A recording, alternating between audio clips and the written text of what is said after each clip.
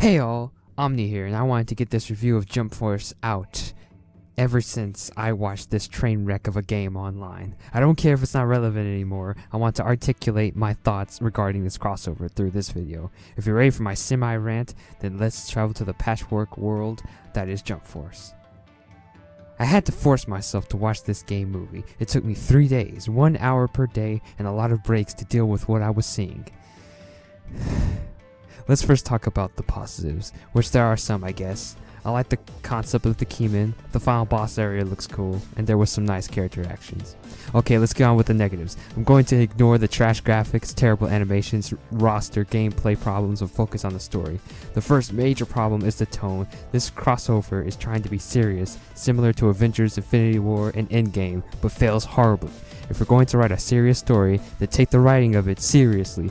Power scaling of this story is god-awful, which would not be a problem in most other crossovers, but because it has a serious tone, it becomes a problem. I think we all know Gon can't compete with Goku, Naruto, or Seiya, yet here we are. Ryo should not even be in this game. The second problem is the characters themselves. When making a serious crossover, you must understand where each character came from, and when they came from. What time does that character come from? Does it make sense, or is it even possible? It does not need to be stated, but it needs to be theorizable, if that's a word. Does one of your characters have a powerful deity that might interfere with the crossover? Oh, Seiya and Goku is in your crossover and it's a collision type crossover? Congratulations, you've smurfed up. I might not know the exact point Seiya comes from, but I do know that he has powerful gods in his universe that would probably take notice of this and do something.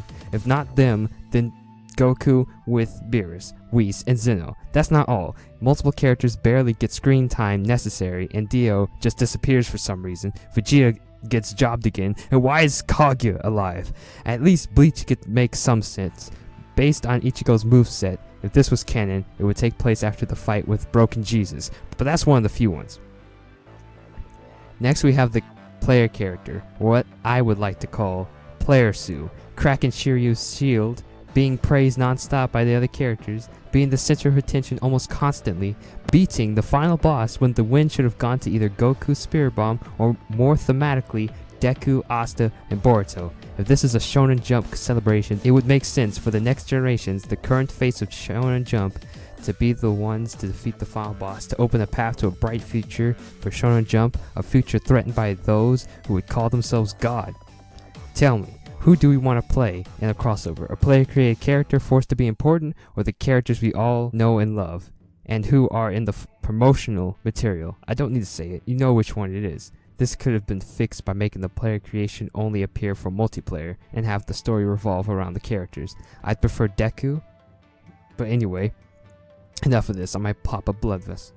The story itself just comes down to go to arena, fight corrupted future ally, get teased by the bad guys, and talk to your allies while standing still like dead fish.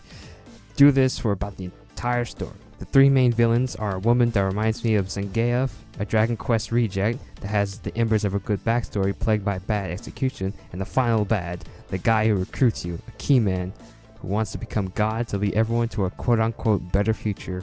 All I have to say is that he is no Thanos. There might be small things I'm forgetting, like Sanji's relationship with the Zendaya girl, but I can't go through the story again to check, forgive me. If you really want to watch it, then the link is in the description. DLC, however, is fine. The character interactions make sense and are fun, except for Biscuit.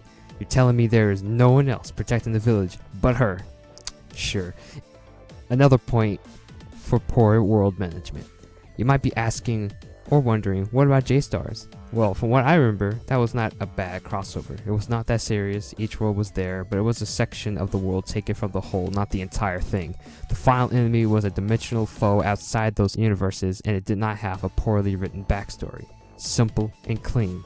It was not perfect, some characters should have not been there, and Vegeta was done dirty again. Plus power scaling, but that one could be forgiven due to the non-serious atmosphere. That might be considered canon. I would need more data. Anyway, after all this and more, I have no choice but to lay down judgment on this abomination and declare this as a dream of the player character. Possibility of this happening is 10 out of 10 since it's a dream. Logic is 3 out of 10. And my enjoyment, 0 nuts out of 10. God, I want to play Ultimate Stars to cleanse myself of this perversion.